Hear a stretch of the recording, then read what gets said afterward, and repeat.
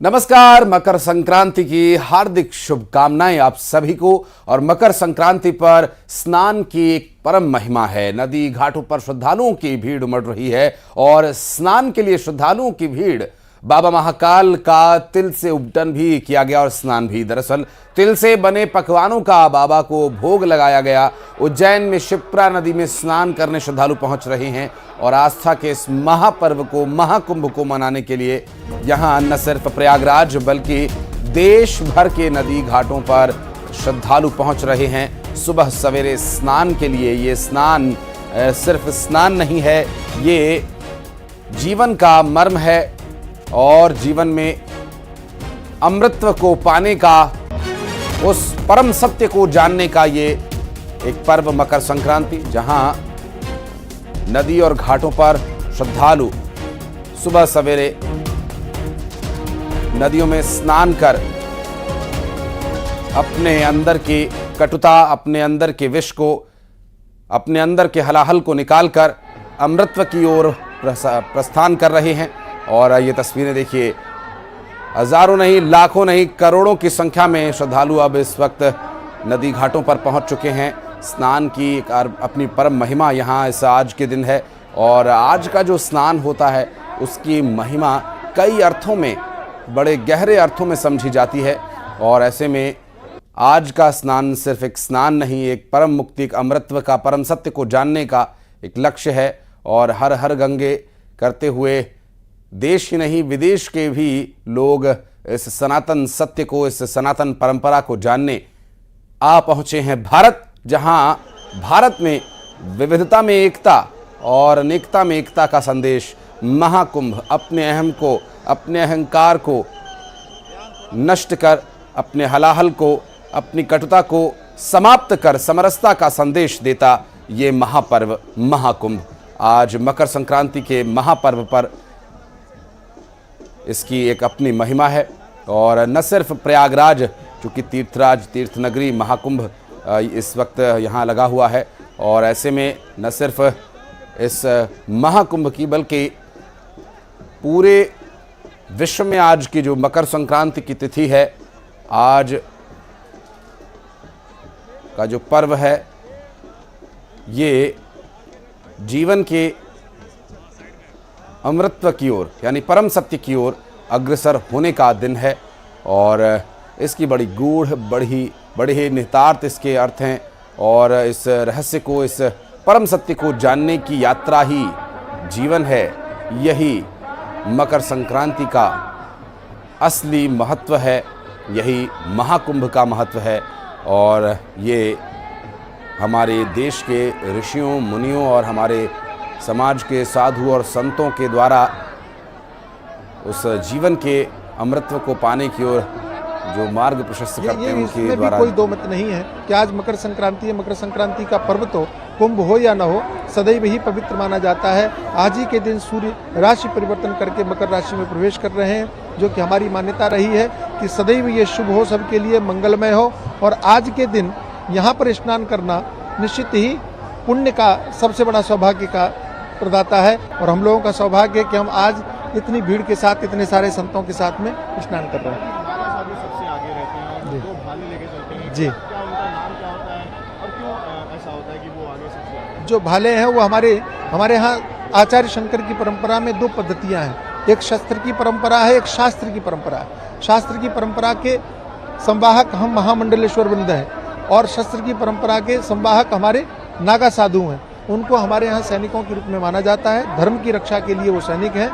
चूँकि जब भारत स्वतंत्र हुआ, स्वतंत्र देश के बाद में कुछ सरकारी मान्यताओं के कारण उनका महत्व कम हो गया, लेकिन धार्मिक मान्यताओं के अभी भी प्रचलन में है। और कुंभ के समय पर सबसे पहले आगे हम उन्हीं भालों को लेकर के चलते हैं, ताकि उन परंपराओं को स्मरण किया जा सके, याद किया जा सके कि कैसे ये हमारी सशस्त्र सेना अपने भालों को लेकर के आगे चलती थी और विधर्मियों को धर्म से, हमारे धर्म की रक्षा करने के लिए कटिबद्ध रहती थी, उसी परंपरा का संवाहन करते हुए हम लोग उन भालों का सम्मान करते हैं। आगे आगे भाले जाते हैं, नागा साधु जाते हैं। उसके बाद में हमारे जो कपिल भगवान हमारे श्री पंचायती अखाड़ा महानिर्वाणी के आदि गुरु हैं, उनकी पालकी जाती है।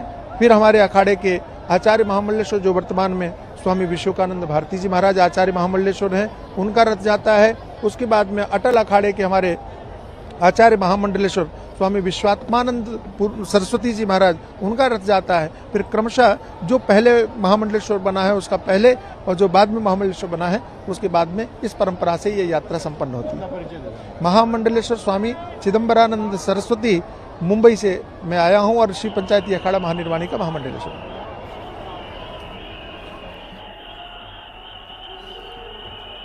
तो ये जो लोगों का विश्वास है, ये लोगों का विश्वास यूं ही नहीं है, ये परम सत्य की खोज है, ये अमृतत्व की खोज है, ये मकर संक्रांति का उत्सव है। सूर्य के मकर राशि में प्रवेश भर करने से जो बदलाव जीवन में आता है, जो प्रकृति का संदेश है, ये उसी संदेश को मानने, उसी संदेश को समझने, उसके मर्म को समझने का आज पर्व है। क्योंकि अभी तो महाकुंभ लगा हुआ है और जैसा कि साधु संतों की वाणी है, मकर संक्रांति अपने आप में एक पवित्र पर्व है। सूर्य का मकर राशि में प्रवेश करना सकारात्मकता का संदेश है, जीवन में ऊर्जा का संचार है और इस ऊर्जा को अपने जीवन में उतार कर, उस ऊर्जा को सही दिशा में प्रयोग कर, उस जीवन के परम सत्य को जानना, अपने जीवन में आ रहे अपने अहंकार, अपनी कटुता के हलाहल को समाप्त करना, यही इस महाकुंभ, यही इस मकर संक्रांति के पर्व की महिमा है। इसे अगर गहराई से समझा जाए तो ये हजारों करोड़ों लाखों की भीड़ यहाँ क्यों जुटी है? ये मंथन के लिए जुटे हैं। यहाँ मंथन होगा विचारों का।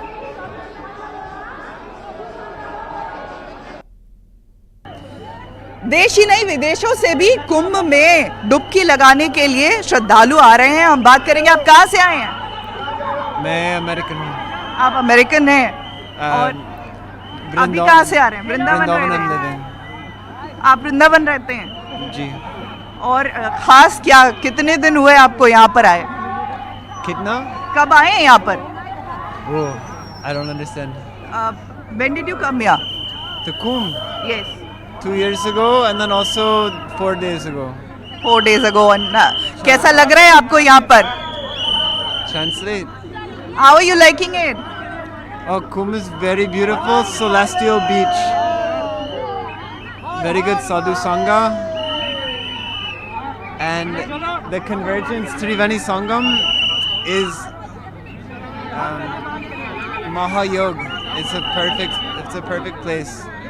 Did you And take also the song, the prayer, Tvameva Mata Chapita Tvameva Tvameva Bindu Chasaka Tvameva Vidya Dravira Tvameva Sarva Mama Deva Deva. Jai Shri Radhe Radhe Radhe Radhe Radhe. और कोई मंत्र जो आप लगातार उच्चारण करते हो जिसका? कोई भजन, कोई और मंत्र? Oh, bhajan. Shuddha Radhanam. Any Radhanam is Shri Vrindavan Dhamani Mukunda ki jai. Oh, bolo Giriraj Dharan ki jai. और चलिए बढ़ते आगे, रुक करेंगे कुछ अन्य खबरों का। इंदौर से बड़ी खबर। इंदौर में बदमाशों ने जमकर उत्पात मचाया। दरअसल शराब की दुकान पर यहां उत्पात मचाया गया। सेल्समैन के साथ जमकर मारपीट हुई और लाबरिया भेरू क्षेत्र का ये पूरा मामला बताया जा रहा है, जहां इंदौर में बदमाशों के उत्पात का ये मामला शराब की दुकान पर पेश आया, जहां सेल्समैन के साथ यहां पर जमकर मारपीट की गई। लाबरिया भेरू क्षेत्र का ये पूरा मामला बताया जा रहा है, जहां ये देखिए, ये तस्वीरें सामने आई हैं और शराब की दुकान पर बदमाशों ने देखिए कैसे काउंटर पर चढ़कर वहां मौजूद सेल्समैन के साथ दुर्व्यवहार किया, मारपीट की और किस तरह से ये पूरा विवाद देखने को मिल रहा है इंदौर से। और इस पूरी मारपीट की तस्वीरें वहां पर लगे हुए एक सीसीटीवी कैमरे में रिकॉर्ड हो गई। लाबरिया भेरू क्षेत्र का ये पूरा मामला बताया जा रहा है। बदमाशों के द्वारा जो कुछ किया गया, जो हरकत उन्होंने की, काउंटर पर चढ़कर जिस तरह से सामान के साथ तोड़फोड़ की, ये पूरी घटना वहां लगे हुए सीसीटीवी कैमरे में रिकॉर्ड हो गई और इंदौर से ये पूरा घटनाक्रम सामने आया, जहां पर विवाद की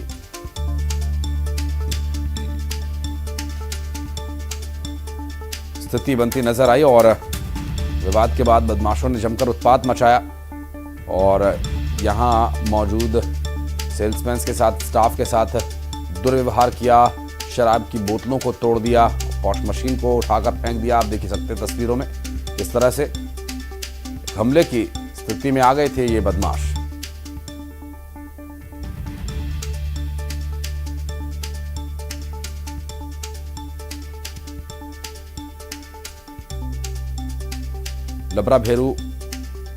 लाबरिया भेरू थाना क्षेत्र का ये पूरा मामला बताया जा रहा है। और भोपाल में चेन स्नैचिंग करने वाली महिला गैंग का पर्दाफाश हो चुका है। कोईफिजा पुलिस ने 4 महिलाओं को गिरफ्तार किया। जैन समाज के कार्यक्रम में 7 महिलाओं की चेन की स्नैचिंग इन्होंने की थी और सीसीटीवी कैमरे में तस्वीरें रिकॉर्ड हुई और चेन स्नैचिंग करने वाली गैंग का खुलासा हुआ। ये महिला गैंग, ये चोरनियां महिलाओं के गले से सोने की चेन खींच लेती थी मौका पाकर और चारों महिलाओं ने स्नैचिंग की वारदात को अंजाम देने की बात कबूल की है और स्नैचिंग करने के साथ ही शहर ये बदल लिया करती थी महिलाएं। एक जगह स्नैचिंग की और उसके बाद गायब। आप ढूंढते रहिए। उसके बाद इसी तरह से सीसीटीवी वीडियोस में वो नजर आई हैं और जैन समाज के कार्यक्रम में वो गई हुई थी और कार्यक्रम में जाना उनका लक्ष्य नहीं था। कार्यक्रम में जाकर के महिलाओं के गले में जो सोने की चेन है उसे खींचना उनका ध्येय था और यहाँ पर कुछ ऐसा ही करती वो सीसीटीवी कैमरे में भी दिखाई दी है। 7 महिलाओं की चेन स्नैचिंग की थी और शहर बदलती उससे पहले ही इन्हें तलाश कर धर दबोचा गया। सीसीटीवी वीडियो के आधार पर इनकी तलाश हो गई थी। भोपाल से ये तस्वीरें सामने आई हैं।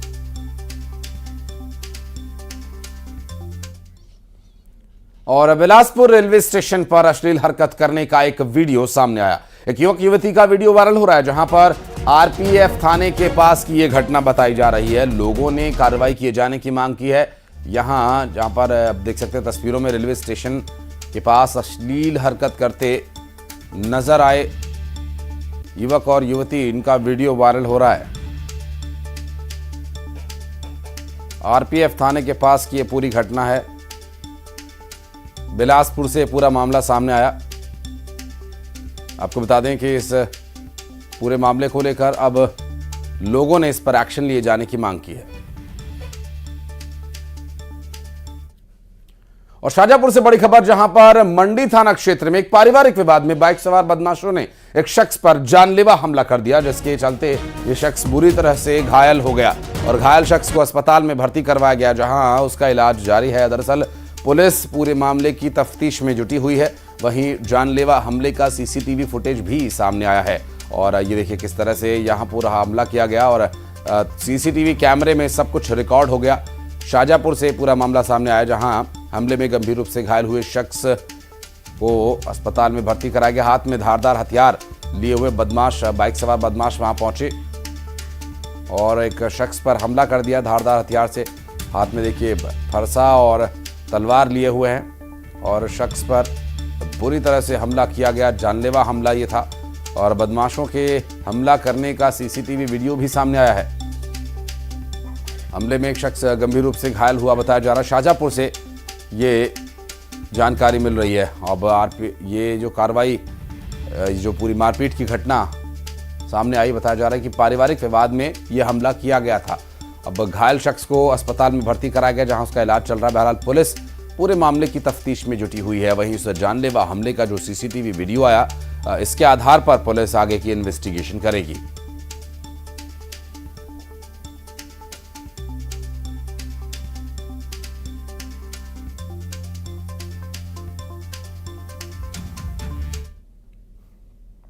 और बीजापुर में जवानों ने नक्सलियों की बड़ी साजिश को नाकाम कर दिया। सर्चिंग के दौरान 4 किलो का एक आईईडी बरामद हुआ। दरअसल जवानों ने इस आईईडी को डिस्पोज किया और सुरक्षा बलों को निशाना बनाने की इनकी साजिश थी। जड़पल्ली इलाके की ये पूरी घटना बताई जा रही है, जहां देखिए काफी इंटेंस ये 4 किलो का आईईडी यहां पर इम्प्लांट किया गया था। हालांकि सुरक्षा बलों ने इसे इसे न सिर्फ आइडेंटिफाई किया, इसे पहचाना, बल्कि उसे डिस्पोज कर इस तरह के हमले से होने वाले नुकसान की किसी भी संभावना को पूरी तरह से निरस्त कर दिया।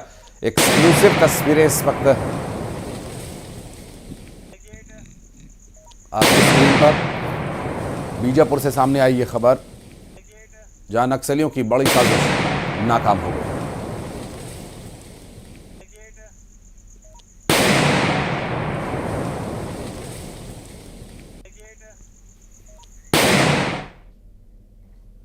और खबर नारायणपुर से, जहां जवानों ने 3 नक्सली स्मारकों को ध्वस्त किया।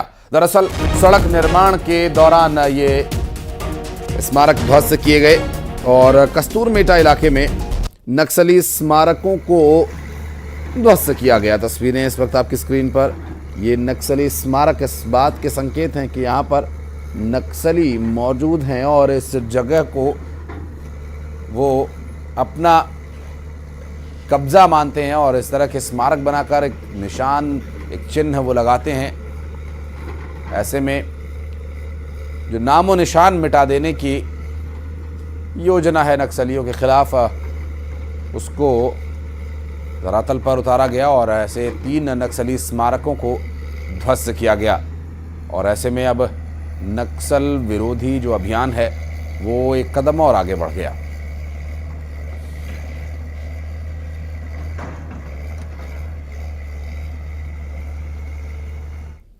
और राजनांद गांव में बाइक स्टंट करना एक शख्स को काफी महंगा पड़ गया। दरअसल पुलिस ने इस स्टंटबाज युवक को गिरफ्तार कर लिया। सोशल मीडिया पर इसके स्टंट करने का वीडियो काफी वायरल हो रहा था और ऐसे में उस शख्स को गिरफ्तार किया गया और गिरफ्तार युवक पर मोटर व्हीकल एक्ट के तहत नियमों का उल्लंघन करने की कार्रवाई की गई। चलते रोड पर व्हीली और बर्नआउट जैसे स्टंट्स करना इसको महंगा पड़ गया। बाद में कान पकड़कर ये माफी मांगता नजर आया। और स्टंट करना ये सब प्रोफेशनली एक सिक्योर और कंट्रोल्ड एनवायरनमेंट में किया जाता है। चलती सड़क पर स्टंट करना ये आपके लिए तो खतरनाक है ही, रास्ते पर चलने वाले अन्य लोगों के लिए भी ये काफ़ी खतरनाक साबित होता है कई बार। और ऐसे में इस तरह की हरकत आपके लिए और आपके आसपास चलने वाले लोगों के लिए खतरनाक हो सकती है। और इसी के चलते यहाँ एक्शन लिया गया और कार्रवाई की गई। राजनांद गांव से ये खबर सामने आई थी, तस्वीरें, और स्टंटबाज शख्स को पुलिस ने हिरासत में ले लिया है। बढ़ते आगे, नरसिंहपुर में घर के बाहर बॉम्ब फेंकने के मामले में 2 आरोपियों को गिरफ्तार किया गया।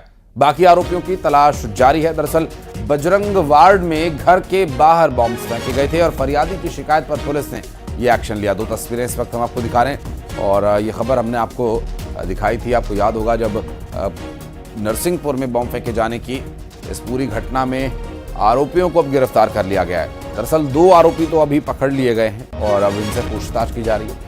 इन्हीं की निशानदेही पर बाकी आरोपियों तक पुलिस पहुंचेगी। बजरंग वार्ड में घर के बाहर बॉम्ब फेंका था। अब फरियादी की शिकायत पर पुलिस ने एक्शन लिया है। हालांकि इस पूरे मामले में बॉम्ब फेंकने की बहुत स्पष्ट वजह अब तक सामने नहीं आई है। इनसे पूछताछ में और निशानदेही पर होने वाली आगे गिरफ्तारी के बाद संभव है कि इस पर और अधिक जानकारी मिल पाए। फिलहाल आपको बता दें कि बजरंग वार्ड में घर के बाहर बॉम्ब फेंककर भागे बदमाशों में से 2 आरोपियों को पुलिस ने गिरफ्तार कर लिया है। बाकी आरोपियों की तलाश की जा रही है। फरियादी की शिकायत पर पुलिस ने एक्शन लिया, जिसके घर के बाहर बॉम्ब फेंका गया था। दहशत में पूरा परिवार था और इसके द्वारा शिकायत दी गई। ऐसे में 2 आरोपियों को गिरफ्तार किया गया। बजरंग वार्ड में घर के बाहर बॉम्ब फेंककर आरोपी फरार हो गए थे।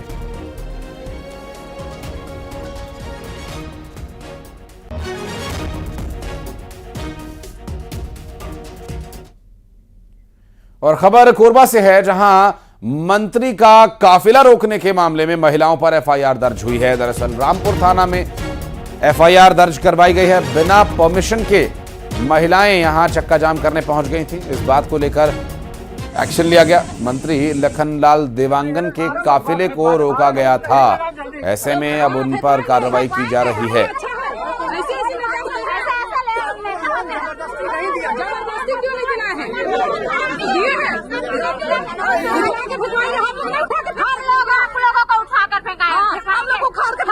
आपने लोन लेते समय नहीं पूछे थे? बैंक वाले लोग जाते हैं इसमें 2 अलग अलग अपराध अज्ञात आरोपियों के विरुद्ध पंजीबद्ध किए गए हैं।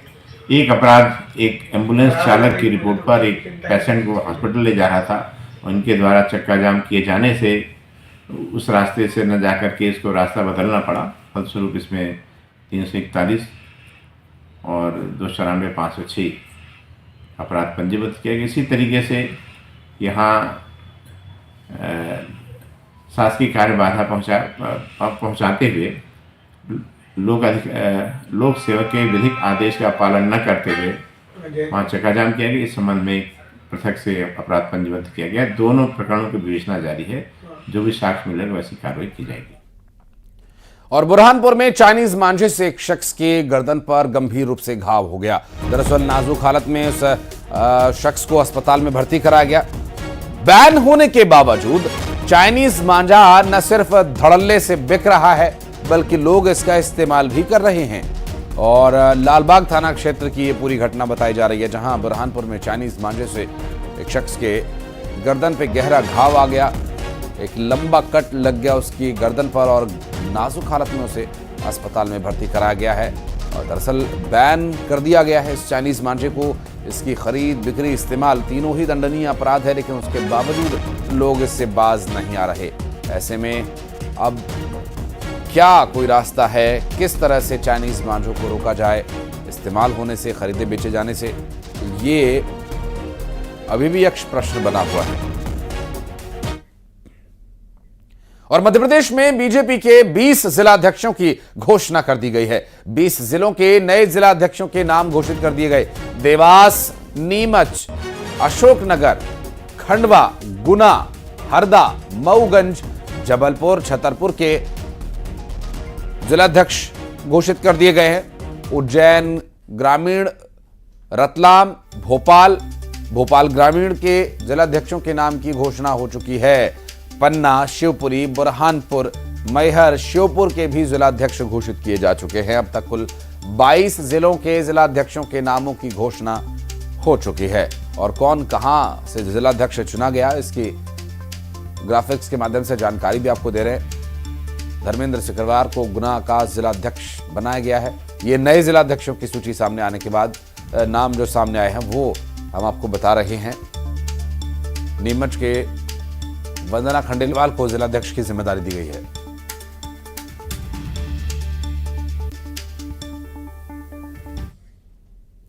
और छत्तीसगढ़ में कांग्रेस के 3 जिलाध्यक्ष नियुक्त किए गए। कांग्रेस अध्यक्ष मल्लिकार्जुन खड़गे ने यह नियुक्ति की। नागेंद्र नेगी को रायगढ़ ग्रामीण की जिम्मेदारी दी गई है, तो वहीं घनश्याम वर्मा को मुंगेली कांग्रेस की कमान सौंपी गई है। बस्तर ग्रामीण की कमान प्रेम शंकर शुक्ला को दी गई है। और खबरें आगे भी जा रही है, वक्त एक बहुत छोटे से ब्रेक का है, जल्द लौटते हैं।